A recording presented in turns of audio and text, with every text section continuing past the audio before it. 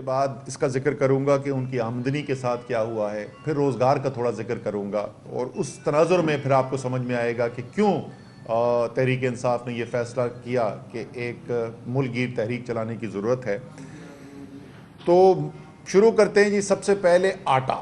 Pakistan bureau statistics की ये तमाम अदादो शुमार जो मैं दे रहा हूँ, इसमें कोई अदादो शुमार ऐसा नहीं है जो हुकूमत की, इस इम्पोर्टेड हुकूमत की शाया करदा पब्लिकेशन से ना हो। इसमें कोई मेरी ज़ाती राय शामिल नहीं है। जहाँ मेरी ज़ाती राय होगी वो मैं अलग से उसका जिक्र कर दूंगा, जैसे मैं आटे में करूँगा।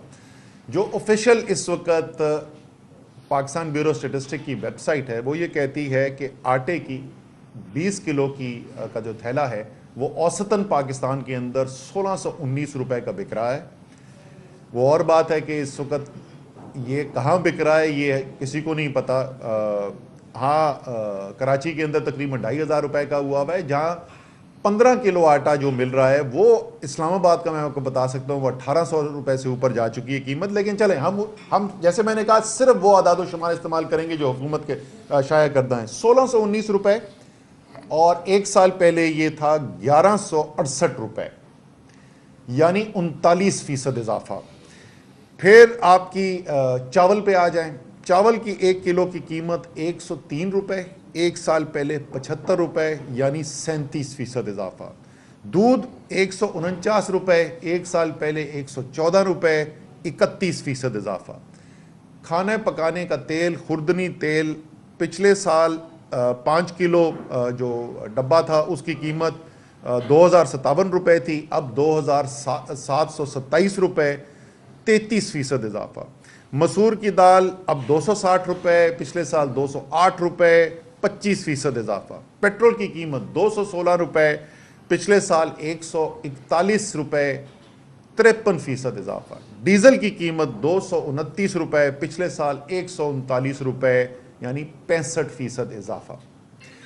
ये इजाफा अगर आप देखें तो औसतन तकरीबन 35 से 40% का इजाफा आपको नज़र आ रहा है। बुनियादी चीज़ें जो इस्तेमाल करता है एक गरीब इंसान, एक मुतवस्सित तबके की ज़िंदगी गुजारने वाला इंसान, और ये किस साल हो रहा है? पिछले साल अगर आपको याद हो तमाम दुनिया में एक महंगाई की लहर आई हुई थी। कोरोना के बाद जब वापस मईशत दुनिया की खुलनी शुरू हुई, पाकिस्तान में तो अल्हम्दुलिल्लाह हमने बंद होने नहीं दी थी, लेकिन बाकी दुनिया के अंदर मईशत बंद हुई। जब वो खुलनी शुरू हुई तो अशिया की कमी वाक़या हुई, सप्लाई चेन्स जो हैं वो डिसरप्ट हुई, और उसकी वजह से तमाम दुनिया के अंदर एक महंगाई का तूफ़ान आया जिसको कमोडिटी प्राइस सुपर साइकिल भी कहा जाता है टेक्निकल इस्तिलाह के अंदर। लेकिन वो तो पिछले साल के आखिर तक ख़त्म होना शुरू हो गया था। इस साल तो कीमतें नीचे आती रही हैं। मसलन मैं आपको बताऊं कि खाने पकाने की तेल की, खुर्दनी तेल की, मैंने आपको बताया कि कीमत जो है वो 33% बढ़ चुकी है पाकिस्तान में पिछले साल की निस्बत।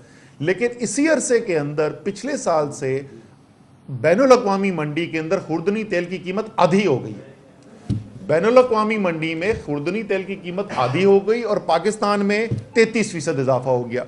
इसी तरीके से मैंने आपको बताया कि डीजल की कीमत पाकिस्तान में 65% और पेट्रोल की कीमत में 53% इजाफा हुआ, जबकि आलमी मंडी के अंदर जो पेट्रोल की या ऑयल की प्राइस थी वो उस वक्त कोई $110 के करीब चल रही थी, और वो अब कम होके वो 80, कभी 75 पे आ जाती, कभी 80, कभी 85, तकरीबन औसतन $80 के इर्द गिर्द घूम रही है।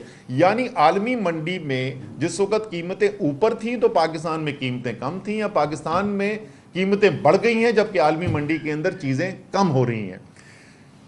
पाकिस्तान में कीमतें क्यों उस वक्त इतनी नहीं बढ़ी थी जितनी आलमी मंडी के अंदर बढ़ी थी? ये भी मुझे याद है, उस वक्त मैंने प्रेस कॉन्फ्रेंस की थी, बड़ी तफसील से तमाम दुनिया के साथ तकाबली जायज़ा करके दिया था। उसकी वजह यह थी कि इमरान खान अवाम के वोट लेकर आया हुआ था और उसको अवाम का उसके दिल में दर्द है, इसलिए तमाम फैसले हो रहे थे कि किस तरीके से मैं अवाम को इस महंगाई के बोझ से बचा सकूँ जो एक गैर मामूली आलमी सूरत हाल पैदा हुई है, उससे कैसे बचाया जाए। जिसको ये हुकूमत क्या कहती है? उसको ये कहती है बारूदी सुरंगें। अवाम को रिलीफ देने को कहते हैं बारूदी सुरंगें, और अवाम के ऊपर महंगाई को का बोझ डालने को क्या कहते हैं? ये मुश्किल फैसले। अल्लाह ताला इनको हिदायत दे।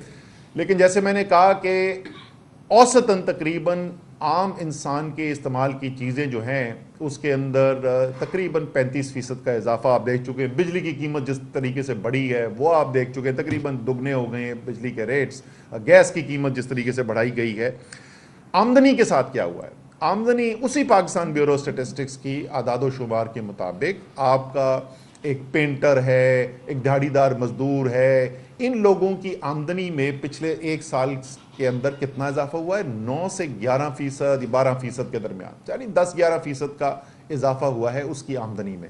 अखराजात में 35% से ज़्यादा इजाफा, आमदनी में 10-11% इजाफा। यानी अगर हम एक शख्स ये मिसाल के तौर पर लें कि पिछले साल दिसंबर में उसकी आमदनी 30,000 रुपये थी और उसके अखराजात भी 30,000 रुपये थे, वो एक मुश्किल से सफ़ेद पोशी की ज़िंदगी गुजार रहा था और वो अपना जो उसके बजट है घरेलू उसको पूरा करता था, तो उसके अखराजात में पिछले एक साल के अंदर 10,000 से 11,000 रुपये का इजाफा हुआ है और उसकी आमदनी में 3,000 से 3,200-300 रुपये का इजाफा हुआ है। यानी उसकी आमदनी और उसके अखराजात के अंदर 7 से 8,000 रुपये का फ़र्क आ गया है। अब ये मुझे शहबाज शरीफ बताएं कि ये फ़र्क वो कहाँ से पूरा करेगा? शहबाज शरीफ साहब, आपने तो वादा किया था कि मैं अपने कपड़े बेचकर अवाम के ऊपर बोझ कम करूंगा। अरबपति नहीं, आप तो महा अरबपति हैं। 16-16 अरब रुपए की तो टीटीज आती हैं आपके अकाउंट के अंदर, तो कपड़े भी बहुत सारे होंगे आपके। जरा कौम को ये बताना पसंद करेंगे कि आपने कितने कपड़े बेचे, उसमें से कितना पैसा आपने जमा किया और वो अवाम की रिलीफ के लिए कहां पर खर्च हुआ? फिर एक दिन तकरीर में उन्होंने कहा मैं सारी सारी रात जागूंगा।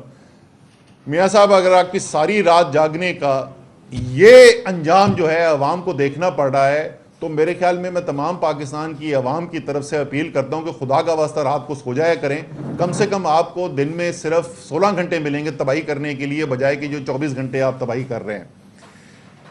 इसके बात यहां पर भी बदकिस्मती से ख़त्म नहीं होती है। आगे हालात हम किस तरफ जा रहे हैं, ये मैंने भी आपको आमदनी का जिक्र किया, ये उन खुशकिस्मत लोगों के लिए है, उन दिहाड़ीदार मजदूरों के लिए है, उन मिलों में काम करने वालों के लिए है जिनके पास अभी तक रोजगार है। जिस तरीके से फैसले किए गए हैं और मईशत के पहिए को जाम किया गया है, बाकायदा ब्रेकें लगाकर जाम कर दिया गया है। किसी अरबपति बिजनेसमैन से, किसी बड़े कारोबारी से जाके आप बात करें और उनसे पूछें कि इस वक्त मईशत की क्या सूरत हाल है, कारोबार की क्या सूरत हाल है, किसी दुकानदार से बात कर लें, किसी मजदूर से बात कर लें, आपको हर जगह से एक ही बात सुनने को मिलेगी। मईशत जो है उसको बिल्कुल ब्रेकें लगाकर इस वक्त जाम कर दिया गया है। फैक्ट्रियां बंद हो रही हैं। सिर्फ टेक्सटाइल इंडस्ट्री वालों ने जो अपना तखमीना दिया है, 15 लाख मजदूर टेक्सटाइल के बेरोजगार हो गए। रोजगार शहरी इलाकों में, देहातों के अंदर रोजगार सबसे ज्यादा उसकी जो ताल्लुक होता है वो ज़राअत से होता है। ज़राअत के जितने बुरे हालात हैं, किसान से पूछें इस वक्त किस तरीके से, जो मैंने आपको बताया 65% उसकी डीजल की कीमत ऊपर चली गई है, उसकी इनपुट जो है वो किस तरीके से ऊपर चली गई हैं और उसकी आमदनी में साथ इजाफा नहीं हो रहा, फसलें खराब हो गई हैं, वो एक और बदहाली का शिकार है। लेकिन शहर के अंदर कहां से आती है रोजगार? सबसे बड़ा शहर में रोजगार का जरिया होता है कंस्ट्रक्शन इंडस्ट्री। कंस्ट्रक्शन इंडस्ट्री के कोई बराह रास्त अदाद शुमार जो है वो फौरी तौर पर नहीं आते हैं। अमूमी तौर पर सीमेंट की सेल जो है उसको देखा जाता है कि उससे पता चल जाता है, आपको जाहिर है सीमेंट को घर में रखने के लिए तो लेता नहीं है, सीमेंट ले रहा है तो इसका मतलब कोई कंस्ट्रक्शन हो रही होगी। अगर सीमेंट ज्यादा बिक रहा है इसका मतलब कंस्ट्रक्शन ज्यादा हो रही है, सीमेंट कम बिक रहा है तो इसका मतलब कंस्ट्रक्शन कम हो रही है। सीमेंट की सेल जो है वो इस साल के पहले 4 माह के अंदर 18% कम हुई है बनिस्बत पिछले साल के, यानी तकरीबन 5वां हिस्सा कम हो गई है कंस्ट्रक्शन। ये 5वां हिस्सा याद रखें, कंस्ट्रक्शन के अंदर बहुत बड़ी तादाद के अंदर तकरीबन तमाम लोग जो काम कर रहे हैं वो कोई लंबी मुलाजमत के ऊपर नहीं है। उस दिन की दिहाड़ी का काम मिलता है तो उसको उजरत मिलती है, उस दिन अगर दिहाड़ी नहीं लगती है तो वो खाली हाथ घर जाता है। सोचें किस बड़ी तादाद के अंदर दिहाड़ीदार इस वक्त बेरोजगार हो रहा होगा। इसी तरीके से सनत है, सनत में सबसे बड़ा शोबा जो है वो टेक्सटाइल है। टेक्सटाइल की कहानी मैं आपको बता चुका हूं कि खुद टेक्सटाइल इंडस्ट्री का अपना तखमीना ये है कि 18% जो है, सॉरी 15 लाख रोजगार जो है वो जायल हो चुका है, यानी 15 लाख लोग बेरोजगार हो चुके हैं। ऑटोमोबाइल, ऑटो बहुत बड़ा सेक्टर बन गया पाकिस्तान में, उसका असेंबली का सेक्टर जो है, लाखों लोग उसके अंदर मजदूर काम करते हैं। 31% सेल कम हुई हुई। और आजकल आप देखते होंगे अखबारों के अंदर हर चंद दिन के बाद किसी कंपनी की अनाउंसमेंट आती है कि जी उन्होंने अपनी प्रोडक्शन जो है वो बंद कर दी है। यानी पाकिस्तान की तारीख की सबसे ज़्यादा महंगाई और उस महंगाई के ऊपर एक ख़तरनाक बेरोज़गारी की लहर, ये वो वजह है। इस क्योंकि तहरीक इंसाफ बंद कमरों की सियासत में यकीन नहीं रखती, किसी रिजीम चेंज ऑपरेशन की साजिश का हिस्सा नहीं है, अवाम के वोट के ऊपर अपनी सियासत करती है, अल्लाह ताला पर यकीन है, मदद अल्लाह से मांगते हैं, लेकिन इन्हिसार ज़मीन पर सिर्फ अवाम के वोट पे है। इसलिए ये लाजिम है तहरीक इंसाफ के लिए कि अवाम के इस मुश्किल वक्त में अवाम की आवाज़ बने, अवाम के साथ खड़े हों। तमाम तंजीमों को हिदायत जारी कर दी गई हैं, मैंने सबसे शेड्यूल मंगवा लिए थे। तमाम पाकिस्तान के अंदर ये रैली शुरू हो जाएंगी। सिंध के अंदर थोड़ा सा एक मुख्तलिफ तरीका ये कर रहे हैं कि हमने एक मेंबरशिप कैंपेन यहाँ पे लॉन्च की हुई है। उसके अलावा हैदराबाद, कराची के अंदर मुकामी हुकूमत का इलेक्शन भी होने वाला है। अगर ये फिर ना भाग गए, ये बुज़दिल लोग पहले 3 दफ़ा भाग चुके हैं, जिस तरह आपने तमाशा देखा कल इस्लामाबाद में किस तरीके से ये भागे हैं, तौहीन अदालत करके भाग गए हैं।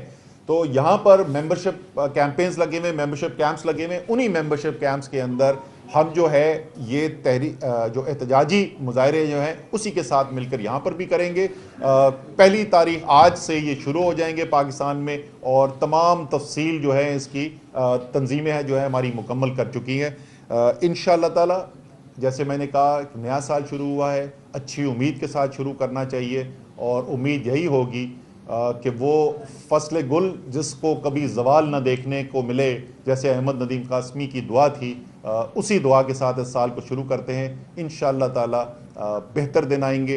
ये इम्पोर्टेड रजीम से चेंज की साजिश की पैदावार हुकूमत जो है ये जल्द ख़त्म होगी, और पाकिस्तानी कौम जो है 22 करोड़ अवाम फैसला करेंगे कि किसने पाकिस्तान की जिम्मेदारी अपने हाथों में लेनी है। बहुत शुक्रिया।